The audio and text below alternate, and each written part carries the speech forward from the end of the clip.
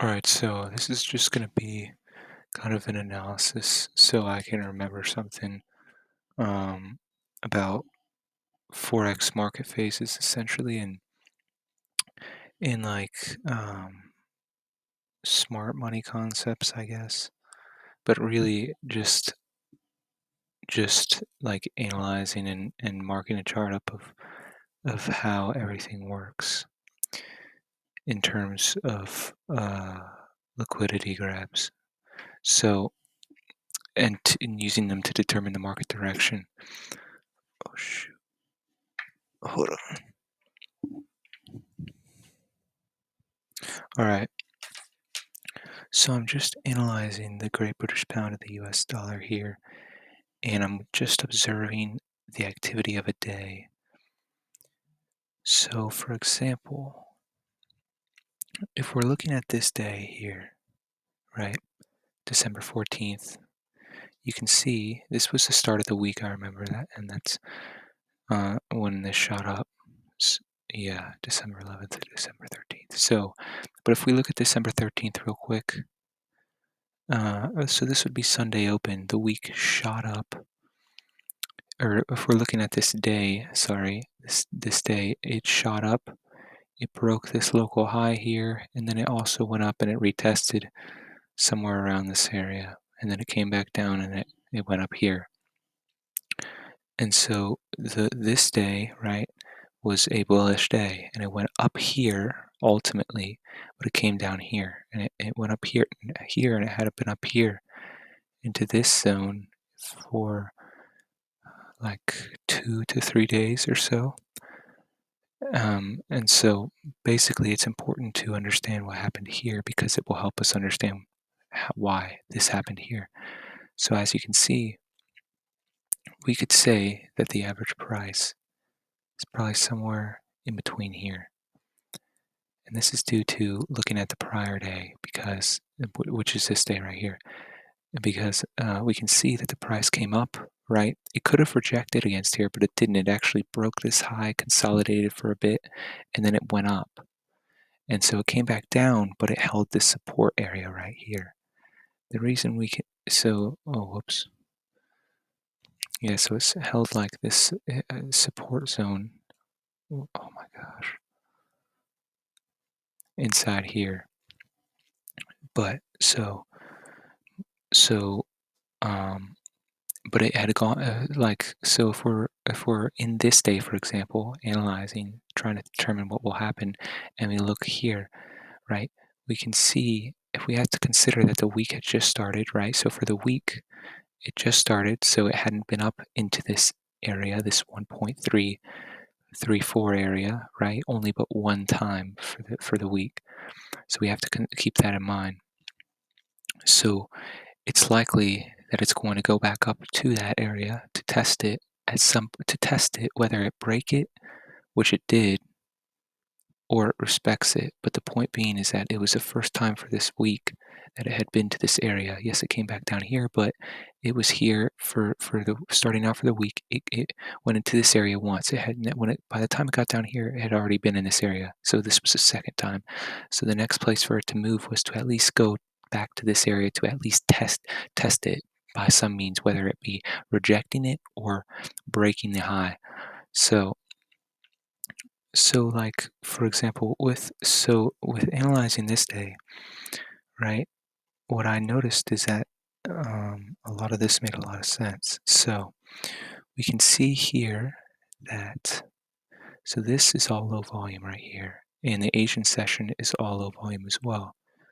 And if I'm going to highlight the low volume, that's literally going to be from here, because by 11 London's closed, so it's just New York in full swing, and then to here essentially. I mean, really, this is the start of the London session at 2 a.m. with Germany. Germany's exchange is opening in London. But yeah, so I guess this is pretty much the majority of it. So this makes a lot of sense actually, because we can see here that all right, so basically what I had on here before was that we can see, so if we're in this day right here and we're looking to the left and we're trying to determine what's going to happen, well, if we look to our left, right, so as the day starts, it respects this, but first let's look to our left and let's see what levels we have. We have this level here, right?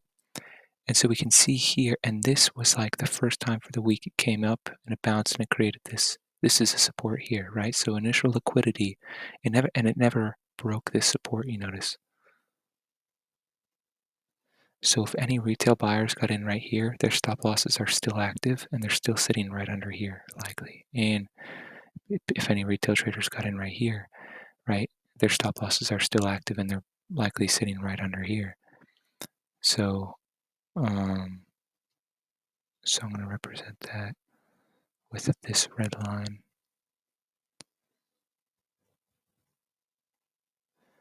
And whoops. Okay, so let's see. All right, and I'm also going to do the same thing right here. Red for stop losses, right? But we can see, with the low volume, when the low volume was ending, well, first the price came and it established this level, right? So I'm going to put a $1 sign, and we're going to do this stage one. Always,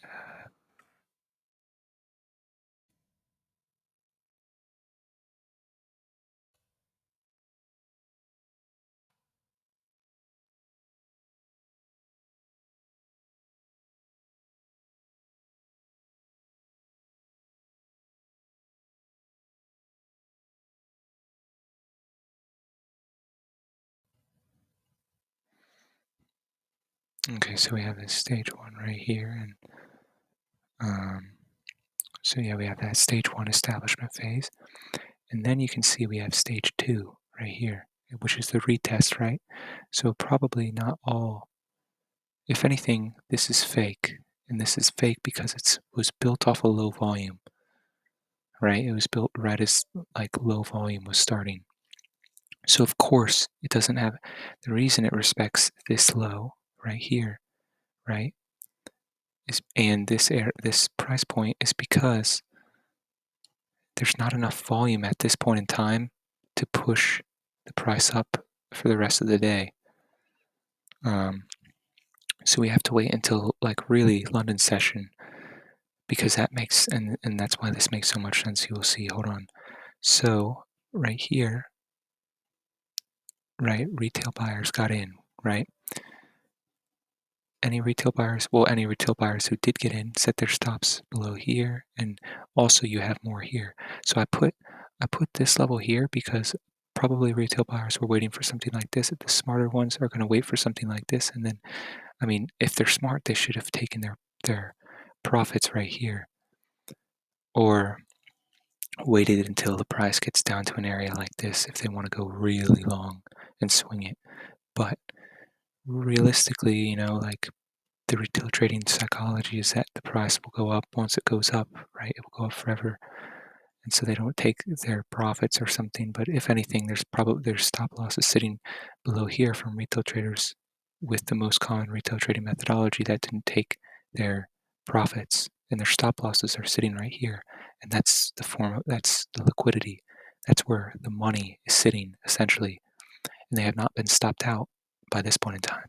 By this point in time, they also have not been stopped out. So we're going to put another text right here.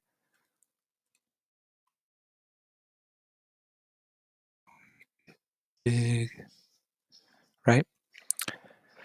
And then you can see the price bounces, right? So retail traders who missed out on this opportunity are going to see that it's right here at this level of support, or previously quote unquote broken resistance or whatever. And the retail traders who missed out here now get a chance to get in right here and set their stop losses right below here, with still the other ones probably still holding their positions because the price is back down in this area, so they still have their stops right here. And now even more retail traders have hopped in trying to go long at this price point, right? So now, and then also you can see even more liquid. So then it goes up and then it comes back down and then it does this. So then even more retail traders are probably getting in with stop losses sitting now below this area or the most locally previous low, which is probably going to be right around this area, right? And so I'm going to characterize that by three, because even more liquidity is established in the form of retail trading stop losses sitting below here. And you can see it does it again, right? It's still technically, yes, it does wick down, but retail trading methodology, this is a doji, right? So it's going to bounce. It's going to bounce and it's going to go up because you can see it's in an uptrend, right? So now it keeps establishing these highs more and more, but really the reality is it's built off such low volume. There's I mean, and by this time it's solely New York session, and then as we move into here, it's Asian session. It's not until we get to this point in time when real volume starts to come in. So I'll explain once we get there. So real fast, you can see even more and more liquidity. Oh, whoops, becomes established by and the way it becomes established is because what the Asian session is the lowest volume session out of all three sessions, right? So it doesn't and it's not going to have enough volume to push this down, so it uses its volume to create the high. Notice it's still staying respective. Yes, it did come up and create this high right here, but it's still technically staying respective of the actual high that was established right here, right? It has not broken that. It still created its what looks like high in this range right here, right here. And so now even more and more liquidity gets built.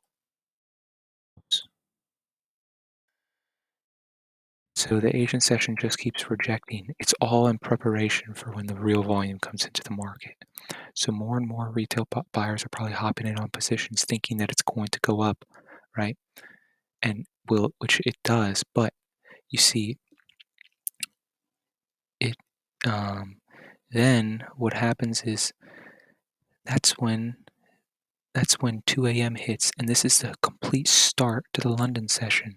The complete start to the European session, I'll say, with with Germany starting it off at 2 a.m. and then London hits right here at 3 a.m. This is where heavy volume comes in. This is pre-volume, still volume, and then heavy volume. And you can actually see. So what happens is this candle looks like it's going to go up, right? See this right here, this candle here, right? Before this candle is even made, this candle right here is a doji candle, right? And it looks like it's rejecting off this level, so it's likely going to go up. So if anything, buyers got in right here yet again.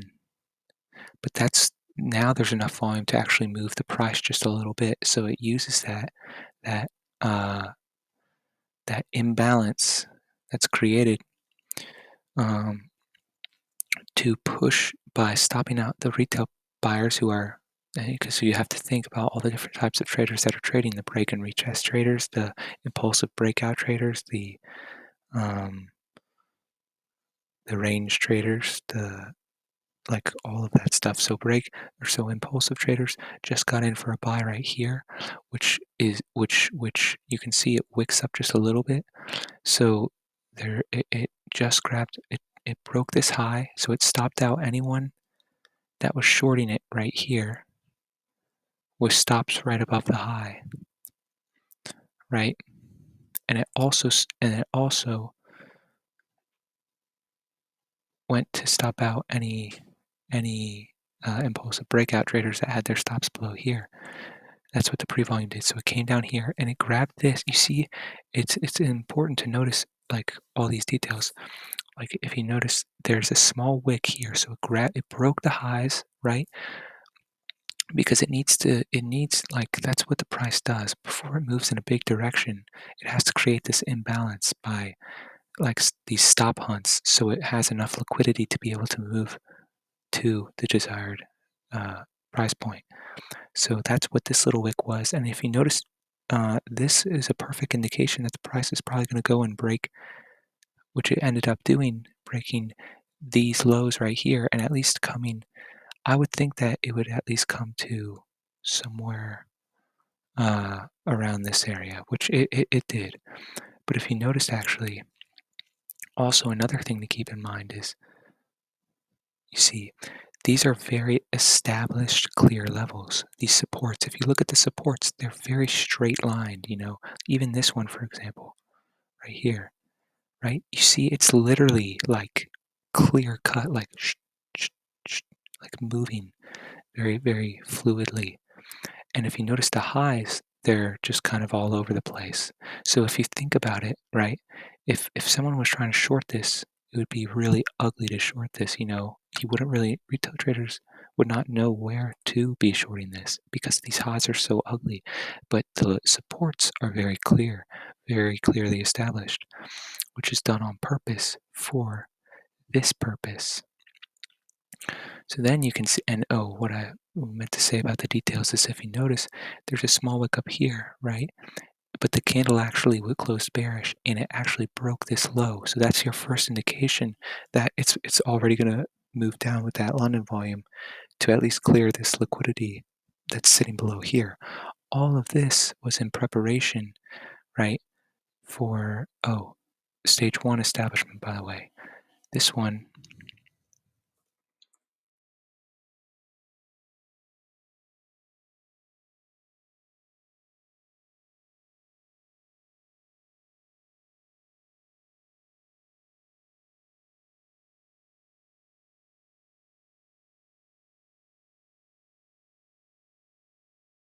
so now you have your stage two, which is the retest, which is going to be all of this stuff right here. And then you got your stage three, the liquidity grab in itself. Stage three.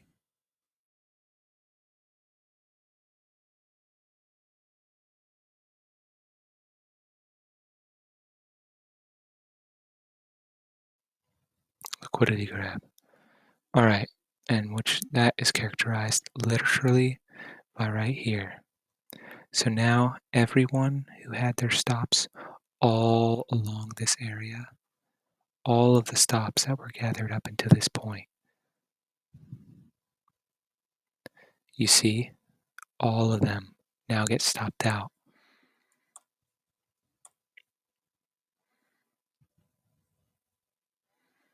with this wick right here. Now, to avoid this, what you want, and this is very clear, to ultimately, yes, the price did go up to this level, and you could have anticipated that it could have gone up into this level with what I said in the beginning of the video, which was that it was the first time in this area. By the time it was down here, it was the second time. So it's likely going to move to it needs to at least see if it's going to reject this area, like if this area is strong or weak. So it's going to it has to go up there in order to do that in the first place. So you can already anticipate. So you want to look for that. You want to start looking for that clear consolidation with these very, very clear equal lows. The equal lows is what you want to be wary of and what you want to watch. And then the best opportunity to get in on would have been right after you saw this candle and then this candle, because here you can see, okay, now everything has been stopped out, right? Ultimately, you can see the buyers push this bearish candle back up here, and then the next hour, a bearish candle closed. So now you can take an impulsive entry right here. You want to wait for the fast move because now the liquidity is cleared. And all these retail traders got stopped out. So now it uses that imbalance, and you can ultimately then target a level like this or like this. But yeah, it's just about waiting for that imbalance to occur and really observing the consolidation and observing what each session does. And so